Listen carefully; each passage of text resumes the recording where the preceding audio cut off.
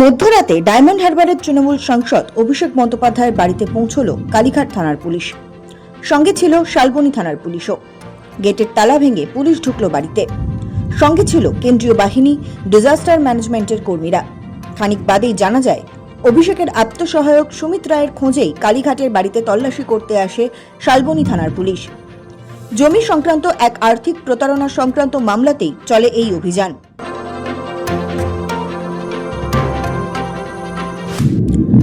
Police সূত্রে খবর, শালবনীর এক তৃণমূল নেতার অভিযোগ, অভিষেকের আত্মসহায়ক সুমিত রায় টিকিট দেওয়ার বিনিময়ে টাকা তছরূপ করেছেন। সেই অভিযোগের ভিত্তিতে সুমিতের খোঁজে তল্লাশি চলছে। ধৃত প্রাক্তন তৃণমূল বিধায়ক সুজয় হাজরার সঙ্গে সুমিতের অবৈধ আর্থিক লেনদেনের সূত্র ধরে এই তল্লাশি বলে শোনা যাচ্ছে। স্বাভাবিকভাবেই প্রশ্ন ওঠে, তালা ভাঙতে হলো কেন পুলিশকে? জানা গিয়েছে, তদন্তে সহযোগিতা করা হচ্ছিল না প্রথমে। পুলিশ গিয়ে দাঁড়িয়ে থাকলেও ঢুকতে দেওয়া হয়নি শুরুতে।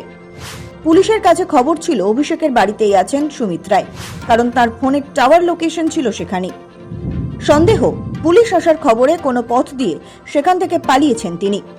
প্রায় 3 ঘন্টার মতো বাইরে অপেক্ষা করার পর শেষমেশ তালা ভেঙে বাড়িতে ঢোকে পুলিশ। শুরু হয় তল্লাশি।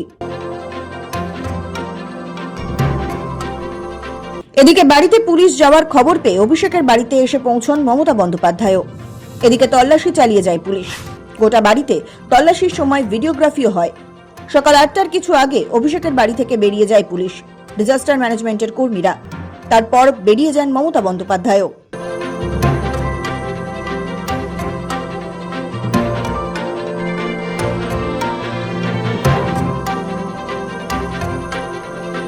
পুলিশ বেরিয়ে যাওয়ার পর বাইরে দেখা যায় অভিষেক বন্দ্যোপাধ্যায়কে। তাকে জিজ্ঞাসা করা হলে ক্ষুব্ধ সাংসদ জানান, তালা ভেঙে ওরা ঢুকেছেন। গোটা বাড়ির তল্লাশি হয়েছে, কিন্তু কেন তল্লাশি হয়েছে সেটা ওরাই ভালো বলতে পারবেন।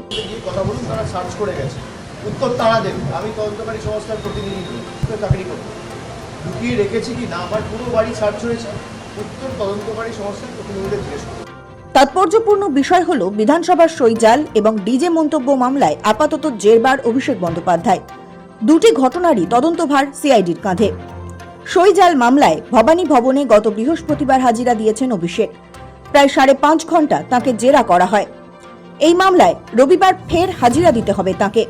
আবার শুক্রবার তার বাড়িতে গিয়ে ডিজে মন্তব্য মামলায় হাজিরার সমন পৌঁছে দেয় সিআইডি। এই মামলায় আগামী 16 জুন তলব করা হয়েছে তাকে। এর মাঝে 15 জুন ইডি দপ্তরে হাজিরার কথা রয়েছে অভিষেকের।